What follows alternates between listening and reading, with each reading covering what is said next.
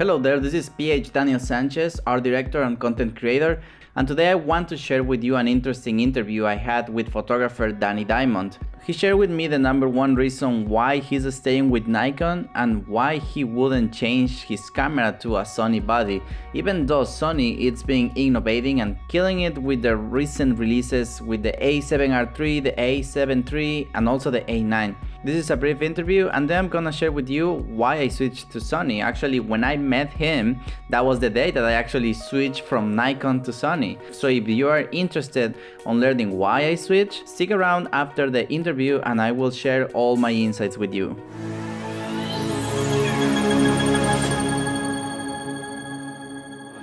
Yeah, people know me as I shoot to retouch. You know, I shoot to edit. I think people even send me t-shirts that says I shoot to edit. But that's how I got into photography, by the editing. I'm fascinated by what you could do in post-processing. My favorite gear by far is my D800 and the 85-1.4. It's not even my favorite, it's my only gear. I mean, I have other stuff, but all my images are taken with that. I think that it's the most powerful and best portrait lens to use. Okay, what do I think about Sony? I think Sony's awesome. What I really like about Sony is that they're compact cameras, but you are not losing any kind of quality in your work. So if I was gonna travel, I would use Sony. However, I'm all about that manualness, I guess you could say, about the camera. I like the gears. I like the buttons. I like the viewfinder. I don't like the electronic viewfinder. So that's why I shoot Nikon mainly. But for travel purposes, I would go Sony all the way. For anyone who's my like advice, this is the hardest question, because if there was an easy answer, everyone would be doing it, you know? You gotta just keep shooting. You gotta shoot nonstop and put money aside. Money and photography in two different areas. Perfect your skill and the money's gonna find you.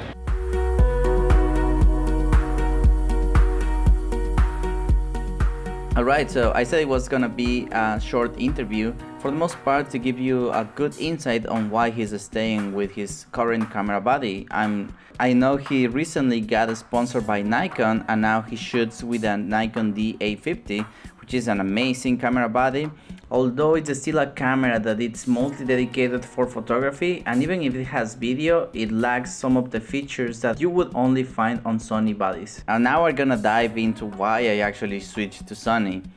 #1, 90% of my job has become making video content. Daily blogging, behind the scenes, and even when we shoot a podcast, we not only record the audio, but we also prioritize the video, because later on we can repurpose it and distribute it in other social media platforms like Instagram and Facebook.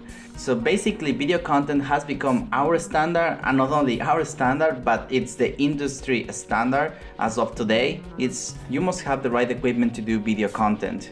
So that being said, the #1 reason we switched to Sony, it was because the video features you would get only on Sony cameras. Back then we used to be really inconsistent with our camera systems. I used to shoot with Nikon, then we had a Canon body, and then we also had a Sony A6000. Maybe you wouldn't think that's a problem, but once you go back to post-production and you have to color correct, color grade, and match the images, it would be really inconsistent and really hard to match. I don't mind how each of these cameras behave as far as colors, but because we had 3 different brands for one video, it severely increased our post-production time, and we were not able to pump as much content as we wanted. One of the best things about these Sony mirrorless systems is that they are really small and compact, and this helped us a lot when we were trying to use it with a gimbal. We use the gimbal a lot when we are shooting events and we are shooting Facebook ads. When we were trying to put one of our Nikon and Canon systems, they were actually pretty big and our gimbal had issues balanced out. And then when we tried with the Sony system, it just made everything way easier and effortless. All Sony systems have in-body image stabilization and autofocus for video. As I said, we shoot a lot with a gimbal, and as you know, you have to set the focus before you start shooting. So if anything gets blurry or you miss the shot for a little bit, you can save this.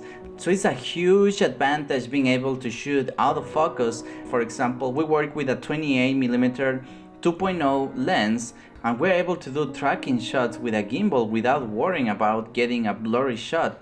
That feature on itself, it's huge, especially today that gimbals have become so popular. You need a proper video autofocus system that helps you to get that shot. So basically, having a gimbal combined with an awesome video autofocus system from Sony, this is an awesome combo. When I started filmmaking, I always wanted to have quote-unquote simulate the cinematic look. And in order to do that, you have to shoot in a flat profile. I love getting creative in color grading in post-production, especially when I'm shooting video ads, when I'm shooting films, documentaries. That's when it comes in handy because you wanna enhance your image. When I was shooting with my Nikon D750, I wasn't able to do this because I would lose a lot of detail, I would lose the sharpness of my video, and it wasn't just a good combination.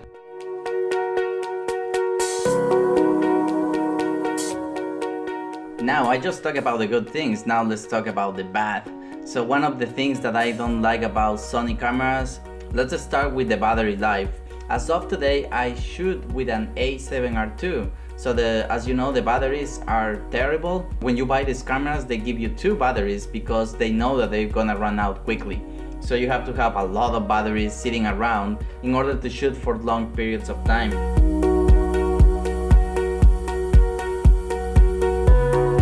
I just mentioned earlier that I like that it's compact, but at the same time you lose a lot of grip. So having a bigger camera body allows you to have a better grip and just navigate the buttons and menus in your camera in an easier manner. One of the things that happened to me oftentimes is that because the camera is so small, sometimes I change settings by mistake. Now I'm used to it, but when I switch, it wasn't a pretty transition. I felt like everything was too tiny and it was difficult to navigate, and that takes me to the next bad thing, which is the menu system. The menu system is a mess. It's a mess. I know that they're trying to let you customize the camera the way you want it, but because you have so many options, it's difficult to get the right things to work. So when you are shooting, you actually have to go to the menu system, find what you want to change, and then go back to shooting. It takes a lot of time, and trying to find the right formula that works for you with the custom menu system, it's gonna take a while. Another big problem with these new mirrorless systems is that there are not many lenses available for you to choose from, and the ones that are available, the ones that you need, are really freaking expensive. And I'm talking about the G Master series, and that's one of the disadvantages of all these new Sony systems. But that's changing today. Tamron just released the new 28-75mm 2.8. Not only Tamron but also Sigma. They're releasing all their Sigma Art series to the Sony mirrorless systems, which is amazing because the Sigma Art series have a really good reputation as far as the picture quality they produce, and that's really exciting news because it's encouraging to other photographers and videographers to switch to Sony systems because they do have now the options that make sense for us to switch. And here are my final thoughts about all this war that is going around between all these camera systems. I say Sony is listening to what the industry needs, and that is being able to shoot video and photography equally. As an agency, we travel a lot. We do a lot of mastermind events all around the US. Sometimes we travel to other countries as well. So it's really advantageous that we have compact camera systems that allow us to fit everything in smaller bags. By the way, if you're curious to know what gear I'm using today, I'm gonna leave the link below and you can check out what I'm currently using and what I currently recommend and what you also have seen in other videos, which gives you a better insight of how I set up my photo shoots and also the gear that I use when I'm doing documentaries and video blogging as well. These are affiliate links, so if you click on these links, I get a small commission that it's really helpful because it helps me to keep releasing all this content for you guys for free. So if you're looking to upgrade your gear or just make a purchase on your next camera, I encourage you to use my links. It's really helpful.